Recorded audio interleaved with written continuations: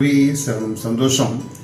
குருவே, நான் யாரிடம் பேசினாலும் என் பேச்சை யாரும் கேட்பதில்லை. அது என் சொந்த பந்தாகட்டும், என் குடும்பங்களாகட்டும், என் இரத்த பாசங்களாகட்டும், எல்லா இடங்களிலும் ஒருசல் வருகிறது.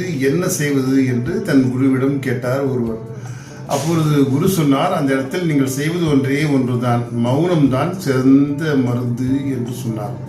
எப்பொழுதெல்லாம் உங்கள் பேச்சை அடுத்தவர்கள் கேட்கவில்லையோ, உங்கள் பேச்சுக்கு அவர்கள் செவிசாய்க்கவில்லையோ, அப்பொழுதெல்லாம் நீங்கள் மௌனமாக இருந்து கொள்ளுங்கள், அந்த இடத்தில் வெற்றி கிடைக்கும் என்று சொன்னார்.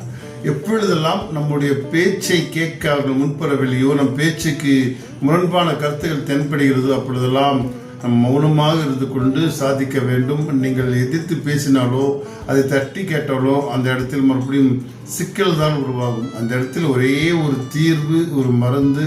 உன் பேச்சை கேட்கவில்லை என்றால், உருசல் ஏற்படுகிறது என்றால், மௌனத்தை சாதியுங்கள், அந்த இடம் தீர்வாக அமையும் என்று சொன்னார். சந்தோஷம். வாழ்க வளம்.